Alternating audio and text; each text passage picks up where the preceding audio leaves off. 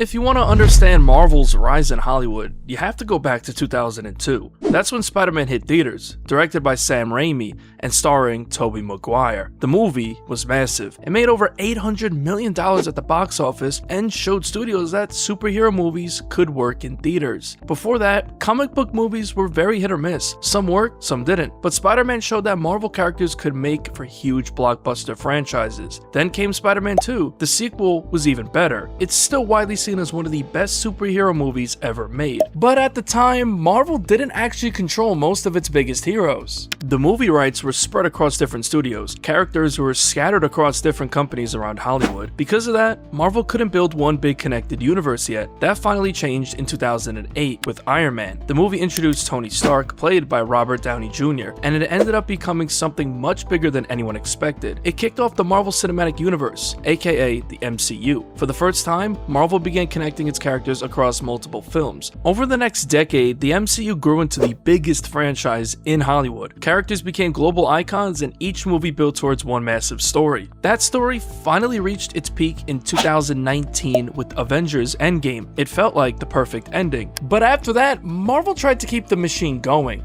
and that's when the wheels started falling off. Marvel didn't start with movies. It started with comic books. Back in the 1960s, Marvel was a small comic company trying to compete with much bigger publishers. But everything began to change when writers and artists like Stan Lee started creating a new kind of superhero. These characters weren't perfect. Spider-Man was a broke teenager trying to deal with normal life problems while also being a superhero. The Fantastic Four argued with each other like a real family, and the X-Men were outsiders that society didn't trust. That's what made Marvel different. People connected with these characters because they felt human. Even while they were saving the world, they were still dealing with the same kind of problems normal people faced. From the 60s to the 80s, Marvel kept growing. Characters like Hulk, Thor, Iron Man, and Captain America became huge parts of comic book culture, and the Marvel Universe kept getting bigger. By the 1990s, Marvel characters were everywhere. Kids grew up reading the comics, watching the cartoons, and buying the toys. Marvel had become one of the biggest names in entertainment, but the company itself was struggling. Marvel was popular with fans, but financially, the business was in trouble. The comic book market had started to collapse, sales were falling, and the company was sinking in debt. Eventually, things got so bad that Marvel even filed for bankruptcy in 1996. To stay afloat, Marvel had to start making some crazy financial decisions. One of the biggest was selling the movie rights to many of its most valuable characters. Different studios began picking up different heroes. At the time, it looked like a smart move. The deals brought in money and they gave Marvel a way to survive during hard times. But those agreements ended up defining the future of Marvel for the next 2 decades. Long before Marvel movies came to theaters, superhero movies already existed. TV was one of the first places where Marvel characters found an audience outside of comic books. In the late 1970s, Marvel had a surprising hit with the TV series The Incredible Hulk. The show starred Lou Ferrigno as the Hulk and ran for several years. It was simple and pretty low budget, but it helped introduce Marvel heroes to a much wider audience. But when it came to big movies, Marvel wasn't the one leading the way. That spotlight belonged to DC Comics. In 1978, Superman hit theaters starring Christopher Reeve. The movie was a huge success. It showed Hollywood that superhero movies could work on a big scale and still draw a massive audience. Then in 1989, director Tim Burton released Batman. The movie was a massive success. It made amazing money at the box office and turned Batman into one of the most recognizable characters in the world. While DC was finding success with major films, Marvel was mostly building its audience through comics and cartoons. Marvel just didn't have the same power in Hollywood yet. As I mentioned earlier, Marvel was dealing with serious money problems and the company needed cash just to survive. Times were hard and Marvel filed for bankruptcy. They had to make a decision that would end up saving them as a business.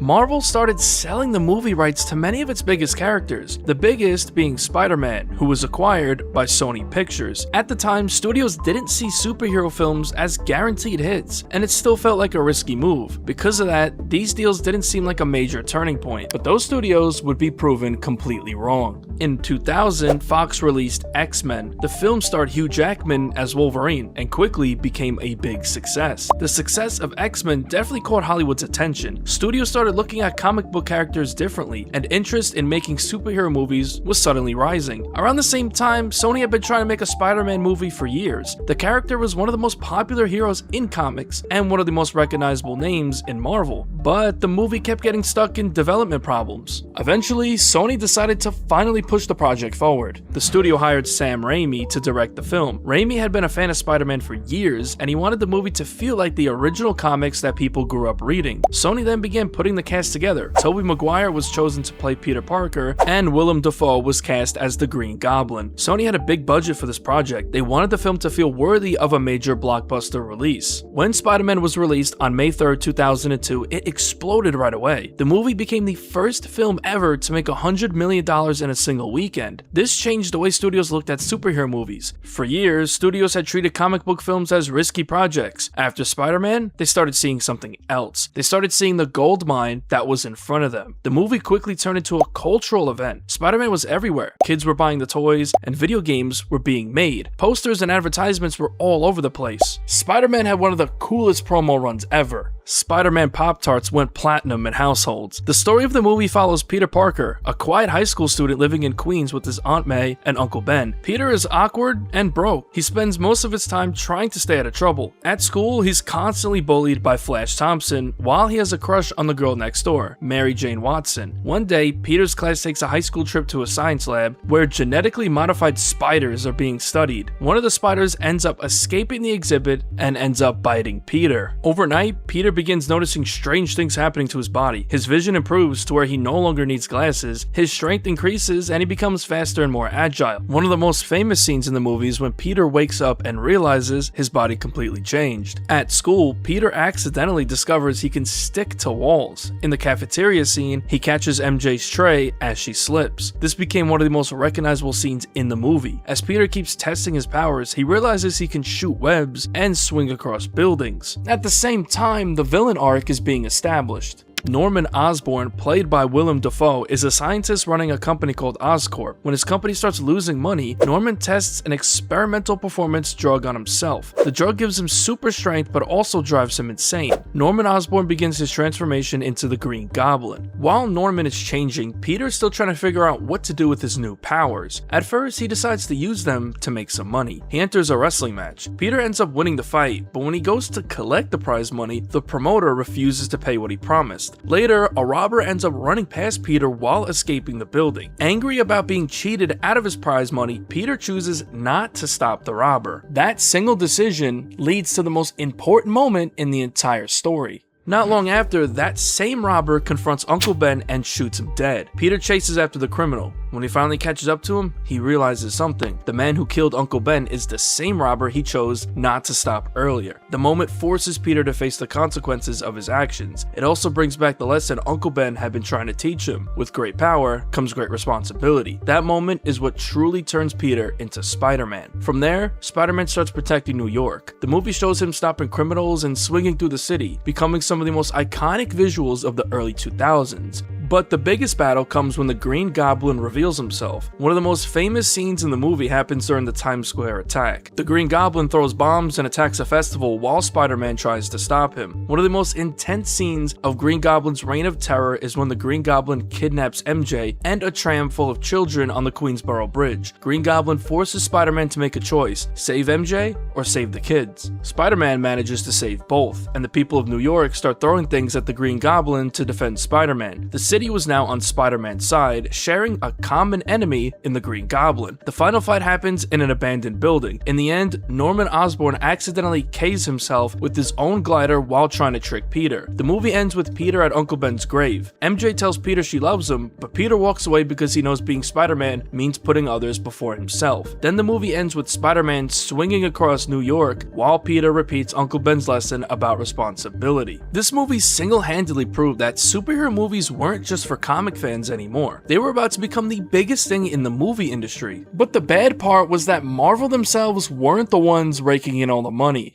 The biggest Marvel movie ever at the time wasn't actually controlled by Marvel themselves. Sony and Columbia Pictures were the studios in charge of Spider-Man. They controlled the production, direction of the movie, and they handled the release. They also received most of the rewards from the movie's success. Marvel was still involved through Marvel Enterprises, but they were not the studio making the final decisions. In 2003, another Marvel hero made it to theaters. Hulk was released by Universal Pictures. The movie starred Eric Bana as Bruce Banner and was directed by Ang Lee. After the success of Spider-Man, Universal wanted to take a different direction with their next Marvel movie. The studio aimed for a darker, more serious tone and story. The movie did make money at the box office, but the reaction from fans ended up being mixed. The story begins years before Bruce Banner ever becomes the Hulk. Bruce's father, David Banner, is a scientist who starts experimenting with human DNA. He believes his work could lead to stronger and more advanced humans. Without telling anyone, he secretly tests the experiment on himself. But the experiment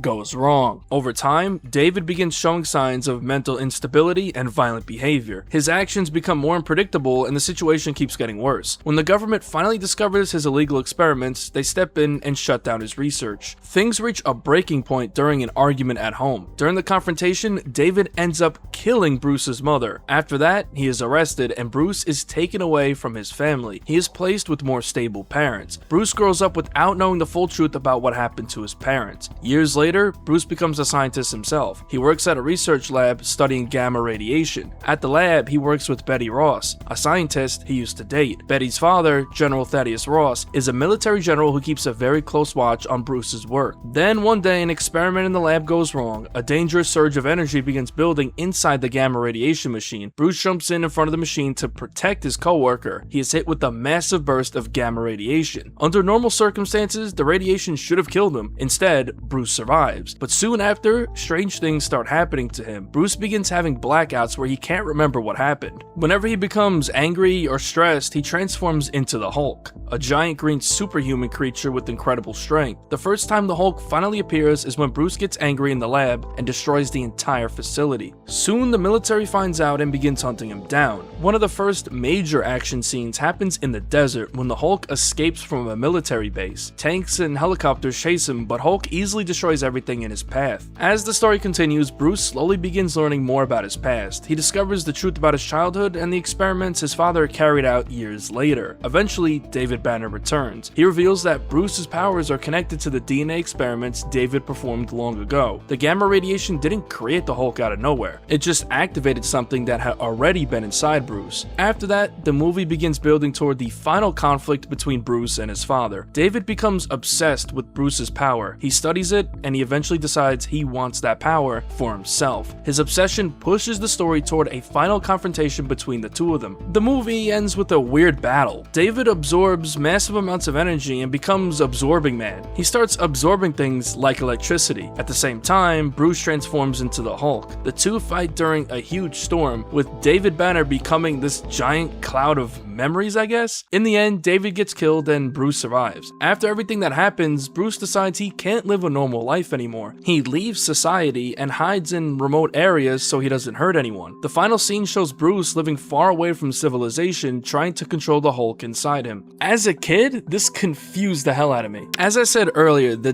deep, dark tone of the plot would leave a lot of fans feeling like the movie lacked action, which is what Spider-Man thrived in. It was a good approach to make the story more deep, but it was too grounded, especially for a Hulk movie. Hulk's whole shtick is a big guy who causes destruction, but they tried to make him this relatable character built on childhood trauma. The movie opened strong at first. During its first weekend, Hulk made about $62 million at the box office. That was a solid opening and showed there was real interest in the character, but after the first weekend, ticket sales dropped quickly. Word of mouth from audiences was mixed. People felt the movie was too slow and too serious for a superhero movie. By the time its theatrical run ended, Hulk made about $245 million worldwide. The movie still made money, but the numbers were lower than the studio had hoped for such a strong opening. Universal had originally planned for Hulk to become the start of a series. A sequel was discussed not long after the first movie came out. The ending of the film even hinted that Bruce Banner was still out in the world, setting up the possibility of another movie. For a while, a follow-up movie was actually confirmed and talked about publicly, but plans started to change. Because of the mixed fan reaction and the drop in box office after the opening weekend, Universal began rethinking the direction of the franchise. Instead of continuing the same story, the studio slowly backed away from the original sequel idea, and eventually, the planned sequel was shelved entirely. Even with this misstep, Marvel characters were really starting to take over theaters and households. After Spider-Man exploded in popularity in 2002, Sony immediately moved forward with a sequel. In 2004, Spider-Man 2 was released. The movie was once again directed by Sam Raimi and starred Tobey Maguire as Peter Parker. This time, the main villain was Dr. Octopus, played by Alfred Molina. The film quickly became a huge success, with many fans still considering Spider-Man 2 as one of the best superhero movies ever made, and the clear-cut best movie out of the original trilogy. The story focused on Peter Parker struggling to balance different parts of his life. He was dealing with the pressure of living as Spider-Man. This movie was the perfect blend of action and emotional connection. The train fight between Spider-Man and Dr. Octopus became one of the most talked about moments in superhero movies at the time. At the box office, the movie performed extremely well. Spider-Man 2 made around $780 million worldwide. Superhero movies weren't just a snazzy trend. They were quickly becoming one of the biggest genres in the entire film industry. But, once again, this was still Sony's franchise, not Marvel's. After the massive success of Spider-Man in 2002 and Spider-Man 2 in 2004, Sony moved quickly to start work on the third movie. In 2007, Spider-Man 3 was released. The movie would complete the trilogy, but for the first time, the franchise felt tired. At the start of the movie, Peter Parker is finally in a good place. The city loves Spider-Man, and Peter is doing well in his relationship with MJ, but things begin to fall apart when Peter learns the truth about Flint Marko, also known as Sandman. Marko is an escaped criminal who accidentally falls into a particle experiment that turns his body into living sand. The movie reveals that Sandman is actually the man responsible for the death of Uncle Ben. At the same time, Peter's old friend Harry Osborn becomes the new Goblin. Harry blames Spider-Man for the death of his father and wants revenge. But the major selling point of the movie was that a strange black alien substance lands on Earth and attaches itself to Peter's suit. The alien substance, known as the Venom symbiote, makes Peter stronger, but also makes him more aggressive and selfish. Peter starts acting differently. He becomes arrogant and violent. This leads to the famous black suit Spider-Man that was used heavily in the promo for the movie. Most of the hype around the movie was geared toward the Black Spider-Man. One of the most talked about scenes in the movie shows Peter walking down the street acting cocky while wearing the black suit. The scene becomes famous for the awkward dancing and finger guns, which many fans later mocked online. Now, don't get me wrong, Spider-Man is meant to be a cornball in some way, but this was just too cringe for fans to ignore. Eventually, Peter realizes the suit is controlling him and removes it inside a church bell tower, but the symbiote attaches itself to Eddie Brock, a rival photographer who already hates Peter Parker. Eddie becomes Venom. The movie builds towards a big final fight where Venom teams up with Sandman. They kidnap MJ and force Spider-Man to face them. Spider-Man ends up teaming up with Harry Osborn,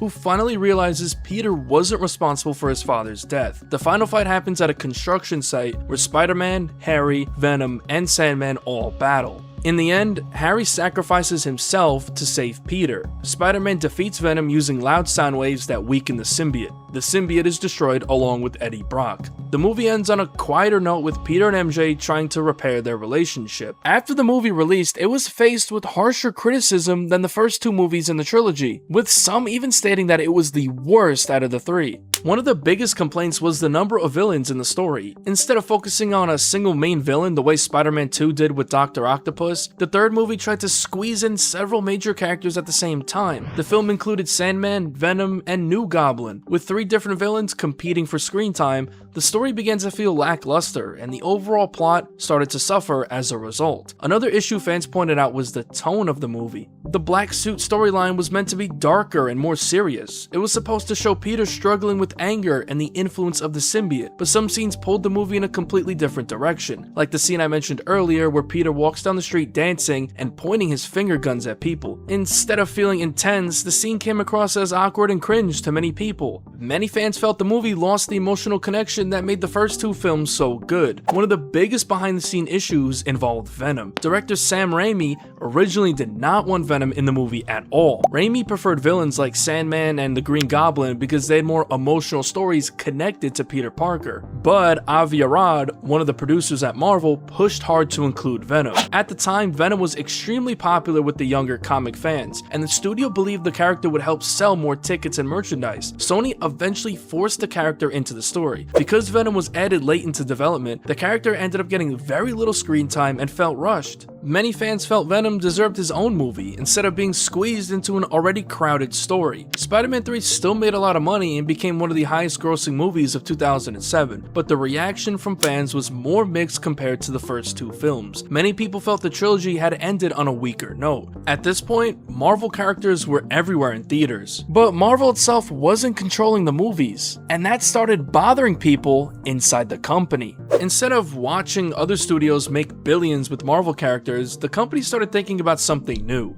What if Marvel made the movies themselves? By the mid-2000s, Marvel was in a difficult position when it came to movies. The company had already sold the film rights to many of its biggest characters. Spider-Man was owned by Sony, the X-Men were controlled by 20th Century Fox, the Fantastic Four were also with Fox. That meant Marvel didn't have access to some of its most popular heroes. Without those characters, Marvel had to look elsewhere. The studio needed to build movies around heroes who weren't as well known to the general public at the time. One of those characters was Iron Man. In 2008, Marvel released Iron Man. The film starred Robert Downey Jr. as Tony Stark. The story begins with Tony Stark, a billionaire weapons manufacturer who runs Stark Industries. Tony is wealthy and extremely confident in himself. At the same time, he rarely thinks about the real-world consequences of the weapons his company sells. While demonstrating new weapons in Afghanistan, Tony travels with a military convoy. During the trip, the convoy is suddenly attacked. Tony is badly injured in the explosion and taken captive by a terrorist group. During the attack, a piece of shrapnel becomes lodged near his heart. If it moves any closer, it will kill him. While being held prisoner, Tony meets with another captive named Ho Yinsen, a scientist who helps keep him alive. Using limited tools and materials, Yinsen builds a small device called an arc reactor and places it in Tony's chest. The device keeps the shrapnel from reaching his heart and saves Tony's life. The terrorists force Tony to build weapons for them, but instead he secretly builds a metal suit of armor. Using the suit, Tony escapes the cave and returns home. After seeing what his weapons are doing in the wrong hands, Tony decides to shut down his company's weapons division. Tony then builds a more advanced version of the armor and becomes Iron Man. The main villain of the movie is Obadiah Stane, played by Jeff Bridges. Stane is one of Tony Stark's closest business partners, but he has his own plans. He secretly works to take control of Stark Industries and begins building a larger armor suit of his own using Tony's technology. Everything leads to a final battle between the two suits. Near the end of the movie, Iron Man and Stane face each other in a large fight. Stane uses his massive armor in an attempt to overpower Tony, but Tony eventually manages to defeat him. After the battle, Tony Stark does something no one saw coming. He holds a press conference and reveals the truth about who he is. I am Iron Man. Instead of hiding behind his secret identity like most superheroes, Tony openly says the line that would become one of the most famous lines in the movie, "I am Iron Man." At the time, many fans didn't even know who Iron Man was, but the movie ended up becoming a huge success. A big part of the success came from Robert Downey Jr.'s performance as Tony Stark. Many people felt he was the perfect fit for the role. The movie also stood out because of its tone. It balanced humor, action, and straightforward storytelling in a way that felt different from many other superhero films at the time. By the end of its run, Iron Man had made around $585 million worldwide. For a character who wasn't widely known before the movie, that result was considered a major success. Then something small happened at the end of the movie that would change the course of Hollywood and the course of Marvel forever. After the credits, the movie includes a short scene that many people still remember. Nick Fury, played by Samuel L. Jackson, appears and meets Tony Stark. During the conversation, Fury tells Tony about something called the Avengers Initiative. At the time, it was just a simple scene placed at the end of the movie, but it was also the beginning of something much bigger. With that moment, Marvel made it clear that their movies were connected. The characters existed in the same world. The stories would link together, and the films would slowly build towards something bigger. Marvel was officially starting to build a shared movie universe. Later that same year, Marvel released The Incredible Hulk, starring Edward Norton as Bruce Banner. The film also connected to Iron Man, showing that the characters and events were all part of the same world. With two connected films, a shared storyline, and a plan for future heroes, Marvel had taken the first real step towards something new. And just like that, the Marvel Cinematic Universe, also known as the MCU, was born. At the time, nobody realized it yet, but Marvel had just started building what would become the biggest movie franchise in history. Instead of random superhero movies made by different studios, Marvel wanted one connected world. The idea behind this connected universe came largely from Kevin Feige. He believed Marvel movies should work the same way the comics did. Different heroes would exist in the same world with their stories connected, and eventually they would come together as a team. The long-term goal was clear from the beginning. Marvel wanted to build towards the Avengers, but before that could happen, each hero needed to be introduced first. The audience had to meet the characters and understand their stories. The next step in that plan came in 2010 with the release of Iron Man 2. By this point, Tony Stark has already revealed to the world that he is Iron Man. Governments and powerful organizations now want control of the Iron Man technology. Much of the pressure comes from the US government, which believes the Iron Man suit should belong to them instead of Tony. The main villain of the movie is Ivan Vanko, also known as Whiplash. Using technology similar to Tony's arc reactor, Vanko builds powerful electronic whip weapons and sets out to attack Stark. At the same time, Tony is dealing with a serious problem of his own. The arc reactor in his chest is keeping him alive, but the energy from it is slowly poisoning his body. As the story continues, Tony realizes that the device saving his life is slowly killing him. The movie also introduces new characters who will become important to the larger story. Black Widow appears for the first time. The film also expands the role of Nick Fury, continuing to build the larger world Marvel is planning. The film also drops a small tease at the end showing Thor's hammer found in the desert. Marvel was clearly building something bigger. Next came Thor in 2011. The movie introduced a completely different side of Marvel.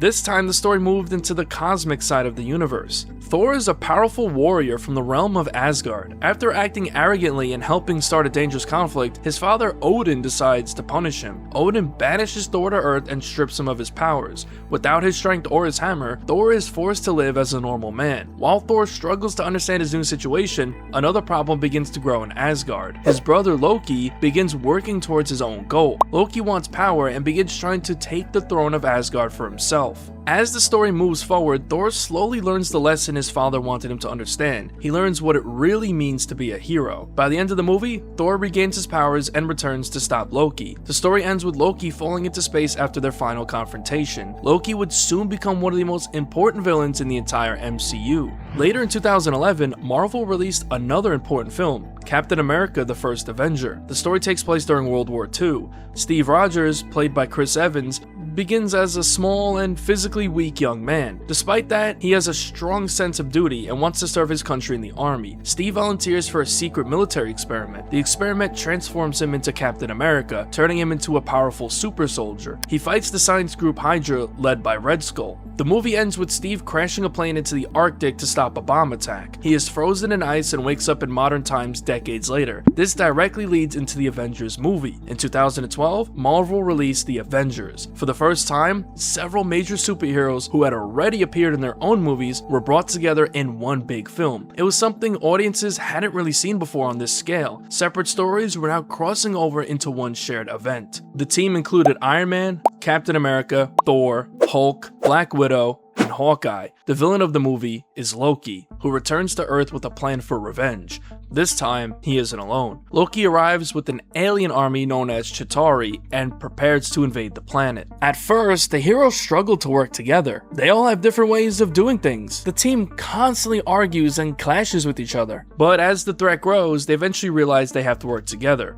The movie builds towards a massive battle in New York, where the Avengers finally unite to stop Loki and the Chitauri invasion. The New York battle became one of the most famous superhero movie scenes ever. The movie was a massive success, making over $1.5 billion worldwide. At this point, the MCU had officially become the biggest thing in Hollywood. After the success of Avengers, Marvel started releasing even more movies. In 2013, they released Iron Man 3, with Tony Stark dealing with the trauma after the events of Avengers. The movie made over $1.2 billion worldwide. That same year, Marvel released Thor: The Dark World. Then in 2014, Marvel released Captain America: The Winter Soldier, which quickly became one of the most praised movies in the MCU. That same year, Marvel also took a risk by introducing a group of much lesser known characters in Guardians of the Galaxy.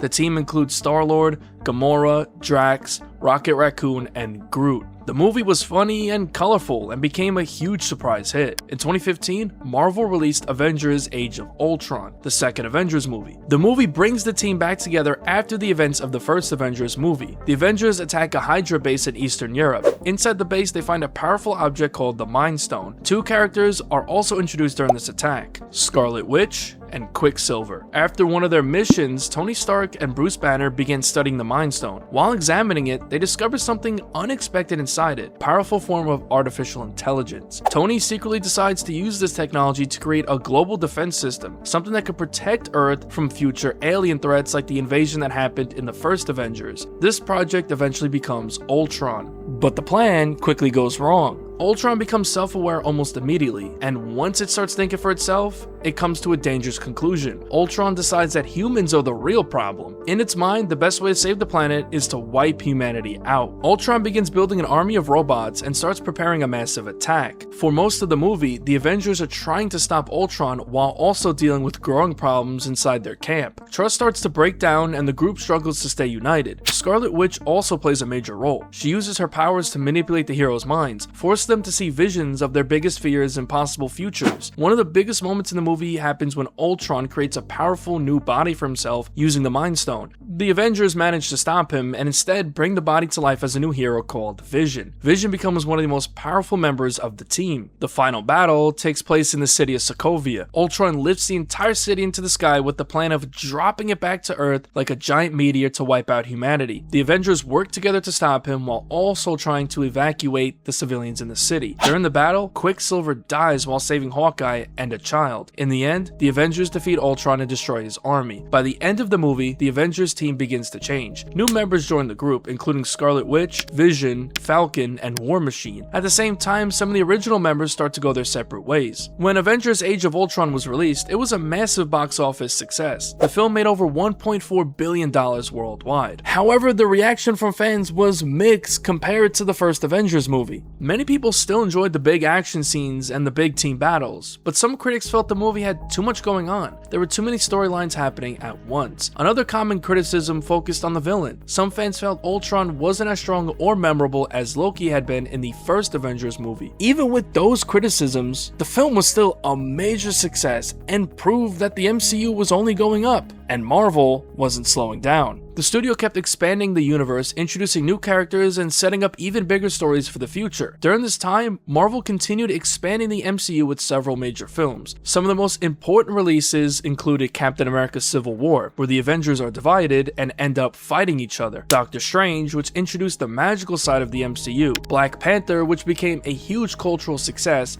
and one of Marvel's biggest films; and Thor: Ragnarok, which completely reinvented Thor's character with a new tone and style. But one of the biggest developments during this time involved Spider-Man. Marvel was finally bringing the character back into the spotlight, this time with Tom Holland playing Peter Parker. The road to that moment had been complicated to say the least. After Spider-Man 3 released in 2007, Sony originally planned to continue the series with director Sam Raimi and Tobey Maguire. Work even began on Spider-Man 4, but the project quickly ran into problems. Raimi and the studio disagreed about the story and which villain should appear in the movie. Raimi eventually decided to leave the project entirely. Without its director, the film never saw the light of day. Sony then made the decision to cancel Spider-Man 4 entirely. Instead of continuing the original trilogy, Sony chose to restart the franchise from the beginning. In 2012, Sony released The Amazing Spider-Man. The movie starred Andrew Garfield as Peter Parker and Emma Stone as Gwen Stacy. The film retold Spider-Man's origin again only 10 years after the 2002 movie. Instead of focusing on MJ, the story centered around Gwen Stacy and Peter Parker trying to learn the truth about his missing parents. The villain was the Lizard. The Amazing Spider-Man did okay financially. The movie made around $750 million worldwide, but the reaction from fans was more mixed than positive. Many people felt the reboot was just unnecessary. The original Spider-Man movies with Tobey Maguire were still fresh in people's minds, so restarting the series so soon felt strange to a lot of lot of viewers. Even with that reaction, Sony decided to move forward with a sequel. In 2014, Sony released The Amazing Spider-Man 2. This movie is widely seen as the point where the franchise really started to fall off. One of the biggest problems was the story. The movie tried to do too many things at once. Instead of focusing on one strong villain, the film introduced several. The main villain was Electro, played by Jamie Foxx, but the movie also introduced Green Goblin and Rhino, which made the story feel like there was too much going on. At the same time, Sony was trying to build its own connected universe similar to what Marvel was doing with the MCU. The studio had very big plans for the future of the franchise. Sony wanted to build an entire universe around Spider-Man. Their idea was to launch several spin-off movies, including a Sinister Six film and other projects focused on Spider-Man villains. But when The Amazing Spider-Man 2 finally came out, the reaction from audiences was not what the studio hoped for. A lot of people felt the plot was confusing and difficult to follow. Others said the movie had too many villains, which made the story feel crowded. Some critics also pointed out weak character writing, saying the emotional parts of the story didn't work as well as they should have. Another common complaint was how much the movie focused on setting up future films instead of telling a strong story on its own. Even though the film still made money at the box office, it earned less than Sony had expected. Because of that, the studio's bigger plans for a Spider-Man universe started to fall apart. Around this time, Marvel Studios and Sony Pictures reached an important deal. Sony would keep the film rights to Spider-Man, but Marvel would help reboot the character again and bring him into the MCU. This was a major moment for superhero movies. For the first time, Spider-Man would exist in the same universe as the Avengers. In 2016, this new version of Spider-Man made his first appearance in Captain America: Civil War. Tom Holland would take the role as Spider-Man, and this would begin Spider-Man's true peak popularity, which would end up being both a gift and a curse for Marvel Studios. This version of Spider-Man was younger and closer to the original comic version of Peter Parker. He was shown as a high school student who was still figuring things out, trying to balance normal life while also learning how to be a hero. Fans immediately responded well to the new version. Then in 2017, Marvel and Sony released Spider-Man: Homecoming. The movie focused on Peter trying to prove himself as a hero while being mentored by Iron Man. The villain was Vulture, played by Michael Keaton. The movie was a big success and helped restore Spider-Man's popularity. After years of messy reboots and studio problems, Spider-Man had finally found a stable home inside the MCU, and now one of Marvel's biggest heroes was finally fighting alongside the Avengers. But this next Avengers movie was about to bring Marvel into its commercial peak.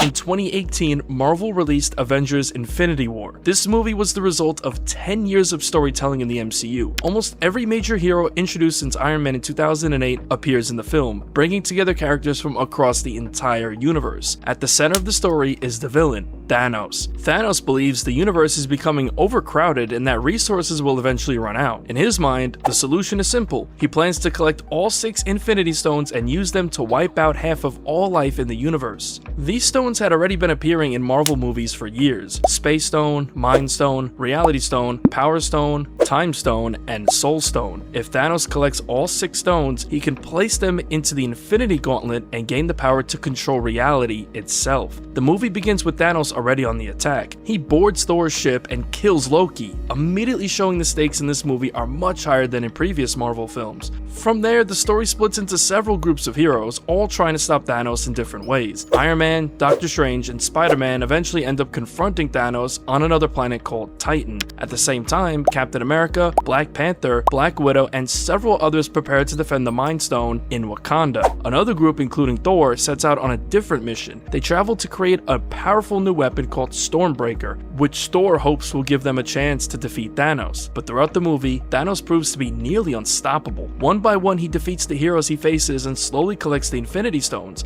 One of the most emotional moments in the movie comes when Thanos sacrifices Gamora to obtain the Soul Stone. The story builds towards a final battle in Wakanda, where the Avengers make a desperate attempt to destroy the Mind Stone before Thanos can get it, but they fail. Thanos manages to collect the final stone and completes the Infinity Gauntlet. Then he snaps his fingers. In an instant, half of all life in the universe disappears. Many of the heroes begin turning to dust, including Spider-Man, Black Panther, and Doctor Strange. The movie ends with Thanos sitting alone on a distant distant planet after finally completing his plan. It was one of the darkest endings for a blockbuster movie. Commercially, the gamble paid off. Infinity War became a massive success, earning over $2 billion worldwide and becoming one of the highest grossing movies ever made. At the time, it felt like Marvel had reached another level of popularity. Even though the movie was widely praised, it still faced some criticism. Some critics said the film had too many characters and certain heroes didn't get enough screen time. Others felt the story depended heavily on audiences already being familiar with the previous Marvel movies. But despite those criticisms, most fans still saw Infinity War as one of the best films in the MCU because it finally paid off the long build-up to Thanos. Many people also praised the way the movie focused so heavily on the villain. In many ways, Thanos was treated almost like the main character of the story. The story then continues with Avengers Endgame, released in 2019. In this final chapter, the remaining heroes come up with a plan to travel through time and collect the Infinity Stones themselves in order to undo Thanos' snap. The movie also marks the end of several major characters. Iron Man dies after using the Infinity Stones to defeat Thanos. Captain America retires, returning the stones to their original timelines, choosing to live out a full life and eventually growing old. Black Widow dies earlier in the story while helping the team get the Soul Stone. Avengers Endgame was yet again another massive hit for Marvel. The film made nearly $2.8 billion worldwide, becoming one of the biggest movies ever made. At that moment, Marvel had officially reached the top of Hollywood. But after this peak,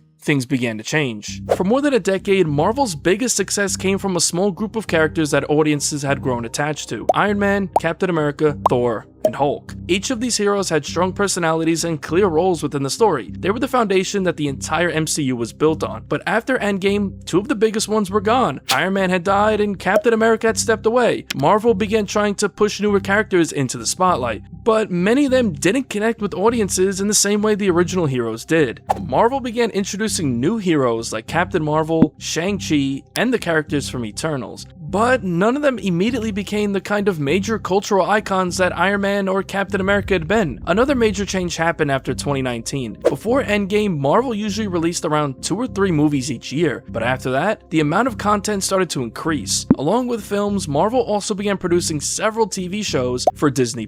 Some of the early series included WandaVision, The Falcon and the Winter Soldier, Loki, and She-Hulk, Attorney at Law. Instead of feeling like special events, new Marvel projects started coming out rapidly. It began to feel overwhelming for many fans. Keeping up with the MCU started to feel like a chore more than entertainment. At the same time, Marvel's next major storyline began focusing on the idea of the multiverse. The multiverse concept meant that multiple versions of characters could exist across different universes. This idea became a part of several projects, including Doctor Strange in the Multiverse of Madness, Spider-Man No Way Home, and Loki. While the multiverse idea created some exciting moments, many fans felt the overall story started becoming confusing to follow. Instead of moving toward one clear direction like the Infinity Stone storyline, the MCU began to feel all over the place. As more projects were released, the reaction from audiences also became more mixed. Some movies still performed very well, but others struggled both critically and financially. For the first time in MCU history, certain films began underperforming at the box office and receiving heavy criticism. Some of the most common complaints included too much CGI, weak villains, stories that felt rushed, and too many characters being introduced too quickly. Slowly, the overall feeling around Marvel started to change. During the 2010s, almost every Marvel movie felt like a guaranteed hit, but by the 2020s, that confidence had started to fade. One of the biggest differences was how the movies felt structurally. Before Endgame, each film clearly felt like it was building towards something bigger. Fans watched every film because they believed the story was building towards something bigger. But after Endgame, the direction was gone. Instead of moving toward one obvious goal, the MCU began expanding in many different directions at the same time. And without a certain storyline tying everything together, the franchise slowly started losing the momentum it had built over the past decade. Another issue was how heavily Marvel began relying on Spider-Man. When Spider-Man No Way Home was released in 2021, it was a massive success. The movie made nearly $2 billion worldwide and reminded audiences how exciting Marvel movies could still be. But much of that success came from nostalgia. The film brought back characters and actors from older Spider-Man movies, including Tobey Maguire and Andrew Garfield. Instead of building something completely new, the movie leaned heavily on bringing the past back. Outside of Spider-Man, many newer Marvel movies struggled to create the same level of excitement. Another example of Marvel losing direction can be seen with the Hulk. The Hulk used to be one of Marvel's most serious and powerful characters. Hulk was menacing back in the day, but over time, the character slowly started shifting into comic relief. By the time Professor Hulk appeared in Avengers Endgame, much of that rage that originally made the character interesting was gone. In shows like She-Hulk Attorney at Law, Hulk was mostly used for jokes and smaller side stories rather than major action moments.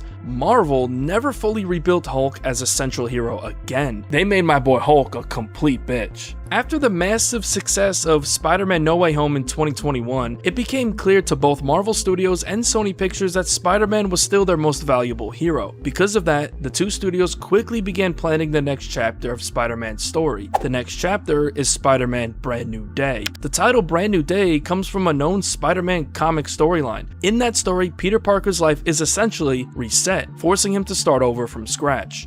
This new beginning includes several major changes. No one knows his identity, he has a smaller apartment, money problems, and street-level crime instead of world-ending threats. Marvel appears to be taking a similar approach with Tom Holland's version of Spider-Man. After years filled with massive Avengers battles and complicated multiverse chaos, the plan seems to be bringing Spider-Man back to a simpler kind of story. More focused on New York City, street criminals, Peter Parker's personal life, and smaller-scale threats. This is the version of Spider-Man that many fans originally fell in love with, and because of that, Spider-Man has become extremely important to Marvel's future. After Avengers Endgame, many of Marvel's biggest characters were gone. Iron Man is gone, Captain America stepped away, Black Widow is gone, and the Hulk has mostly been turned into comic relief. Marvel has struggled to replace those characters with new heroes that audiences care about in the same way, but Spider-Man is different. He is one of the most famous fictional characters in the world, and every generation seems to connect with him. Because of that, Marvel is hoping Spider-Man can become the new central focus of the MCU moving forward. Right now, Spider-Man is one of the few parts of Marvel that still feel exciting to audiences. That's why Marvel is putting so much pressure on the next Spider-Man movie. If Brand New Day works, it could help rebuild interest in the MCU and remind people why they loved Marvel movies in the first place. But if it doesn't, Marvel may have a much bigger problem